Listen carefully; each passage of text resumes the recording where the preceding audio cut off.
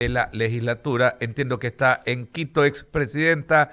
¿Cómo le va? Qué gusto enorme. Es Alberto Quintana. Estoy junto a Verónica Landeta. ¿Qué es de su vida? ¿Cómo ha estado?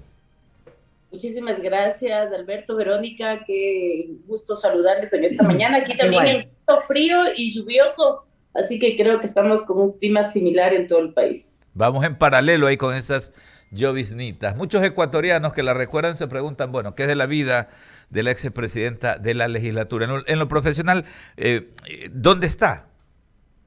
Bueno, yo tengo este momento el libre ejercicio de mi función y de mi profesión. Yo soy economista y adicionalmente he sido designada como coordinadora nacional del Instituto Ecuatoriano de Capacitación de la Mujer, una institución que funciona en el país desde hace 35 años y que justamente fue pionera en todo este tema de buscar la mejora de los derechos de las mujeres, cómo mejorar la participación de la mujer y estoy trabajando arduamente en este instituto para, obviamente, primero reposesionarlo como tuvo su importancia en su época, pero también convencida de que el tema de las mujeres es importante y que el tema de capacitarles, sobre todo ahora que se evidencia que muchas mujeres llegan a sus cargos sin la conciencia suficiente de lo que van a realizar, creo que es muchísimo más relevante.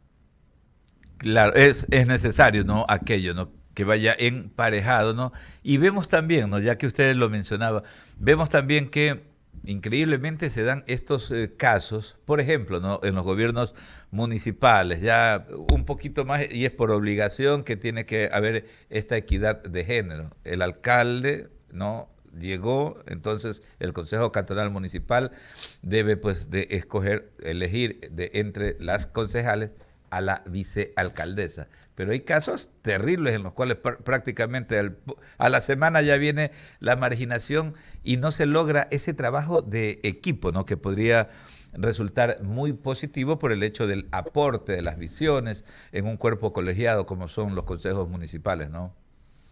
Definitivamente es así. Yo creo que el tema legal de que las mujeres sean parte de la papeleta y sean fundamentalmente también artífices de decisiones, tanto en los gobiernos nacionales como locales, es importante, pero no puede ser esa obligatoriedad la que les dé la legitimidad cargos. Creo que el desempeño del rol de la mujer en los cargos que sean designados se va a dar el momento en que el desempeño y las capacidades vayan también demostrando que su rol es un rol de aporte, es un rol yo diría, de crecimiento conjunto y de aporte a la sociedad, que es finalmente la que necesita de ese trabajo conjunto y de ese trabajo mancomunado dentro de los distintos gobiernos. Sí, definitivamente es necesario, no solamente aquello, ¿no? De que la obligación y hacemos la pantomima, ubicamos aquí y a la hora, al término del día, pues las cosas siguen igual. Economista, Mira, permítame meterme en materia. Usted estaba en la legislatura, ¿no? Cuando se ponía en vigencia esta ley orgánica de prevención, detención y erradicación del delito de lavado de activos y del financiamiento de delitos, que es un tema muy importante, ¿no? Porque preocupa, a nosotros nos ha saltado desde hace mucho rato y lo hemos dicho muy frontalmente, ¿no? Esta posibilidad de que ya, no solamente posibilidad, ya hechos ciertos en los cuales las organizaciones criminales pues se inmiscuyen, se vinculan al campo político, nos saltan precisamente pues a esta fase y justamente pues hay enormes peligros. ¿Es suficiente lo que tenemos como marco legal para regular todas estas preocupaciones que tenemos? mire, querido Alberto, yo creo que en este momento, cuando se ha destapado la olla de grillos y se ha descubierto que el tema del lavado de activos, de delincuencia organizada, de además de enriquecimiento ilícito, no es un tema exclusivo de la élite política que era la que estaba bajo la lupa permanentemente o la que está permanentemente bajo el radar y la lupa de las instituciones de control, creo que se hace evidente que estas leyes sean aplicadas a nivel de muchísimos más organismos dentro del Estado ecuatoriano. Es importante comentar además que en muchas ocasiones la ley existe pero los órganos de control y las instancias de ejecución de la ley no siempre actúan ni oportunamente ni de manera, yo diría, categórica y firme dentro de sus acciones. Posiblemente, si es que todas estas leyes que tenemos, ¿no es cierto?, y que sirven para el control permanente de los activos que poseen tanto funcionarios públicos y personas que han sido designadas por voto popular y ejecutivos de distintas instituciones fuesen permanentemente aplicadas y son monitoreadas, las cosas no llegarían a los niveles que ahora han llegado y que se han evidenciado, además, gracias a la acción de la Fiscalía Nacional. Entonces, sí me parece que las leyes son importantes, pero más importante es el ponerlas en vigencia, el que las instituciones que ejecutan las acciones actúen para que realmente de esa ley no solamente quede en un discurso y en un papel, sino que pasen a la acción y pasen sobre todo a la ejecución de las acciones que correspondan y que son periódicas. Antes de ir con Verónica Landeta, ¿qué tal si le graficamos a nuestra audiencia un caso específico? Por ejemplo, a mí se me ocurre, ¿no? Y nosotros lo habíamos dicho aquí, antes de las elecciones seccionales de febrero del 2023, nosotros decíamos, señores Consejo Nacional Electoral, ¿qué están haciendo? Por ejemplo, en la franja costera, donde están ubicados pues, los municipios que tienen salida al mar, están ejerciendo algún control adicional fuerte para evitar que las organizaciones narcocriminales interesadas, por ejemplo, no en tener todas las prebendas del caso para sacar los narcóticos por la costa del Pacífico, ¿qué están haciendo? ¿No? Nunca tuvimos una respuesta, vimos que se daba igual tratamiento y ojo que no se trata pues de ser peyorativo con los hermanos que viven en esa parte de la patria, ¿no? Sino que más bien de ser súper que objetivos en lo que decíamos, ¿no? En todo caso, ¿cómo podríamos graficar aquello, economista? A ver, a mí me parece que entender que la ubicación geográfica del Ecuador en este negocio del narcotráfico internacional es privilegiada en función de la utilidad y del beneficio que les ocasiona es entender que esas poblaciones, todas estas costeras, estamos viendo provincia de Manabí, estamos viendo provincia de Santa Elena, estamos viendo Guayas, Esmeraldas, donde tenemos puertos y donde tenemos zonas marítimas aledañas. Entonces, es evidente que todas estas poblaciones están tentadas en muchas ocasiones para que las grandes organizaciones delincuenciales y de narcotráfico, ¿no es cierto?, les ofrezcan prebendas a cambio de que ellos se involucren o a cambio de que ellos actúen dentro de esta organización en distintos roles. No puedo definir en qué sí y en qué no, pero es evidente que están muchísimos de estos pequeños pescadores artesanales, de las lanchas y los grandes barcos que proveen combustible, están involucrados en estas actividades y no sé si a sabiendas o haciéndose de la vista gorda, están siendo cómplices de que estas actividades se vayan desarrollando en esta franja costera. Fíjese usted que evidentemente las provincias en donde mayores son los niveles de mortandad por causa de actividades de narcotráfico son justamente estas provincias de la costa. Estamos viendo que es Manabí, estamos viendo que es Guayas, estamos viendo en cantones, por ejemplo, Guayaquil, Durán, que son fundamentales, estamos viendo en cantones como Playas, como Salinas, Libertad, o sea, todas estas, en El Oro también, Machala, ¿no es cierto?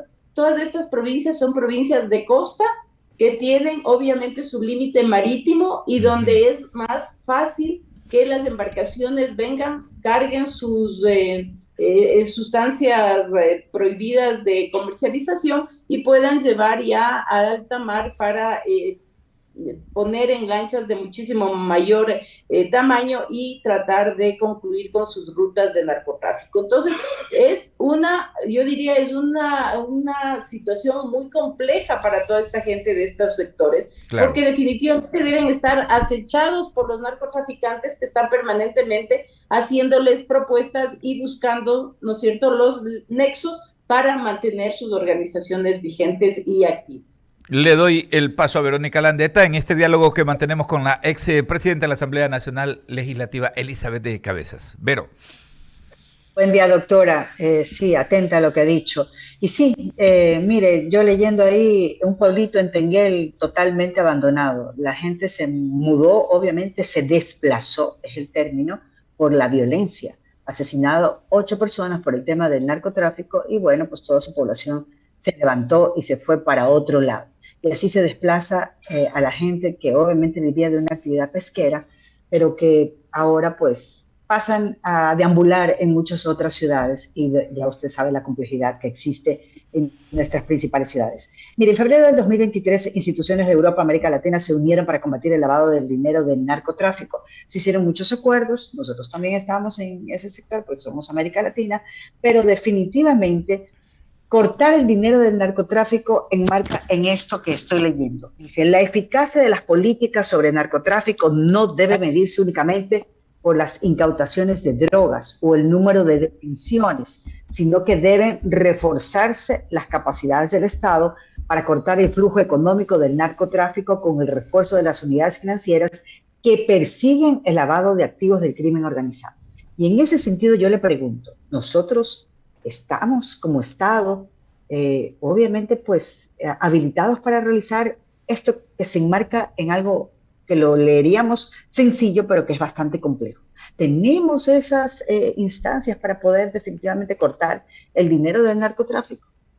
Bueno, yo creo que la pregunta que usted hace es una pregunta compleja porque no solo involucra a instituciones gubernamentales, sino a un sistema económico que está enmarcado además por muchas instituciones privadas como bancos, en donde Claro, hay la obligatoriedad de una declaración cada vez que uno lleva dinero en efectivo y tiene que depositar dinero y valores en efectivo, pero que parecería ser que en muchas instituciones financieras se obvia ese tipo de requisitos. Mire, yo como funcionaria pública y como es presidenta de la Asamblea me ha tocado que a veces cuando uno va y deposita un billete de 100, por ejemplo, uno tiene que declarar la serie, el claro. número, o si es que son varios billetes de otra nominación, igual en efectivo, todo tiene que estar declarado. Entonces, sí me parece que este tipo de controles tienen que ser reales y no solamente a aquellas figuras políticas públicas, porque el lavado de activos se da a través del testaferrismo, que es muy común y que posiblemente todas estas personas que están sirviendo para lavar dinero de las instituciones perdón, de las organizaciones criminales y narcotraficantes, ¿no es cierto? Estas personas están pasando bajo la lupa y bajo el radar porque nadie sospecha de ellas. Entonces, el lavado de activos no solamente tiene que ser visto a las personas expuestas políticamente, que es lo que justamente hace referencia a la ley que ha sido debatida y revisada en la Asamblea Nacional, sino que tiene que ver con toda una organización y una sociedad que en muchas ocasiones se presta para hacer estas actividades y que las autoridades obviamente, perdón, no han puesto sus ojos sobre ellas. Mire que ahora con las capturas de todos estos capos del tema de narcotráfico en el Ecuador, se descubre, ¿no es cierto?, que hay muchísima gente que a través de negocios aparentemente lícitos, lo que hacen es tener lavada la plata de las grandes organizaciones de narcotráfico en el Ecuador. Entonces, la ley tiene que ser más extensa, la ley tiene que tener la capacidad de investigar a cuánta persona pueda ser sospechosa en un momento determinado, porque además el dinero fácilmente usted lo puede mirar. Y yo he oído con muchísimas vehemencias de gente que indignada, ¿no es cierto?, comenta y dice, esta persona tenía una casa chiquita y ahora tiene una casa enorme, esta persona no tenía un carro Claro. y ahora tiene 10, etcétera, etcétera. Entonces, cosas que no se pueden justificar con el trabajo cotidiano, con los ingresos, con las herencias o con los recursos que fuesen que haya recibido una persona en un momento determinado. Las instituciones y quienes somos parte de la función pública durante nuestras etapas, tenemos la obligatoriedad de hacer declaraciones juramentadas. Y el trabajo de la Contraloría, Claro. lo digo porque a mí me ha tocado, es un trabajo súper detalloso, porque en muchas ocasiones uno tiene que entregar incluso las papeletas de los depósitos de la cuenta para que revisen absolutamente todo. Pero ¿qué pasa con quienes no están sujetos a este tipo de controles? Entonces es por ahí también donde tiene que tenerse una revisión y un control permanente y exhaustivo. Sí, mire, igual, claro, quienes a veces hemos estado en un puesto de funcionario público, claro, hacemos la declaración juramentada en la Contraloría. Entonces, ahí hay un inicio, diríamos así, una hoja inicial de cómo usted definitivamente está entrando en la función pública, ¿no? Y de repente, pues, como usted dice, esos controles son tan débiles que no se dan cuenta que un simple funcionario público que, de acuerdo al rango, ¿no verdad? No supera a veces ni 3.000 ni 3.500. Y de repente se alza con todo un patrimonio totalmente inflado. Y claro, y siempre vienen esas famosas historias de los storytelling que se manejan por el tema de la comunicación política y que se los han aprendido muy bien a veces quienes están en el lado izquierdo, es decir, en el lado que no definitivamente están con el andarivel de la justicia y ordenadamente, por si acaso. No es nada del otro mundo. Pero es real, se han sacado esas historias de que sus padres eran empresarios y todo lo demás, entonces de esa forma intentan llenar con muchas palabras y muchas cosas armadas el tema de cómo obtienen. Yo la verdad veo que el país se llena de muchas leyes, de muchas reformas, de muchas normas, pero no hay nada efectivo. Entonces, ¿qué es mejor? Y se lo pregunto así abiertamente, porque muchos otros líderes a nivel mundial también ya lo han planteado. ¿Qué es mejor? ¿Qué es mejor? Definitivamente abrir el tema de la comercialización de estas sustancias, dar por de baja totalmente a estos grupos en ese sentido, porque usted sabe que todo lo prohibido siempre da espacio, ¿no? Para poder crearse ciertas metodologías o ciertos tramos para poder seguir creciendo en ese sentido y obviamente involucrando a muchas personas y en este caso pues a jóvenes y a un montón de cosas y a un montón de actores que terminan en estas cosas sangrientas que vemos en las calles. Entonces, ¿qué es mejor? Definitivamente llenarnos de muchas leyes, de muchas reformas o hacer un cambio drástico en el tema del narcotráfico, de la comercialización de las drogas. Yo creo que el tema de liberar el comercio de sustancias de este nivel requiere de un debate extenso en una sociedad, sobre todo como nosotros, que todavía se percibe conservadora y que tiene unos parámetros del tema moral que realmente no son compatibles con las acciones que muchas veces la sociedad está ejecutando. Entonces, es un tema que se tendría que abrir, que se tendría que debatir y conversarlo largamente. Pero usted ha dicho una cosa importante, o sea, a veces nos llenamos de leyes, ¿no es cierto? Pero si las acciones de las instituciones que deben ejecutar no van de la mano con el cumplimiento de estas leyes, no nos sirven absolutamente de nada. Y es por eso que yo decía la importancia de la acción de la Contraloría, la importancia de la acción de la UAFE, la importancia de la acción de la Superintendencia de Bancos que puede controlar a las instituciones financieras cuando tiene crecimientos importantes en depósitos, en cuentas. Es decir, yo creo que sí se podría trabajar en acciones coordinadas y no sueltas de cada una de las instituciones para hacer el control, el seguimiento y la supervisión de ciertos casos que despierten alertas y alarmas. El momento en que eso se haga, yo creo que se puede ir determinando y cortando en sano la situación.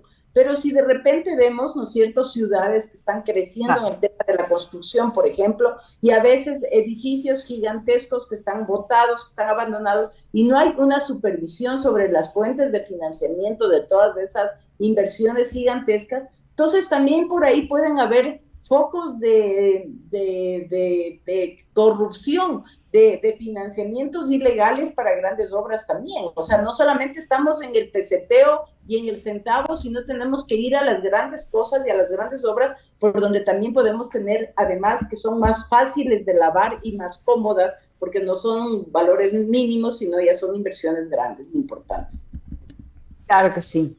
Bueno, agradecer a la doctora Elizabeth Cabezas, de mi parte, Alberto. Esperemos que realmente pues, los funcionarios públicos también que van a ser parte de esta investigación, no solamente es que estén bien preparados, sean técnicos, no políticos, no puestos políticos, porque siempre en la función pública, discúlpenme, van puestos políticos, sean técnicos y que también les permita ser constantes, porque eso de estar cambiando a cada rato, que en la función pública más se dedican a estar escuchando a qué hora viene el cambio de autoridad y el cambio del puesto del mismo trabajo. Y esperemos que se pueda hacer algo, ¿no? Porque si no, imagínate Alberto, Claro. el narcotráfico hace suyo aquí en Ecuador.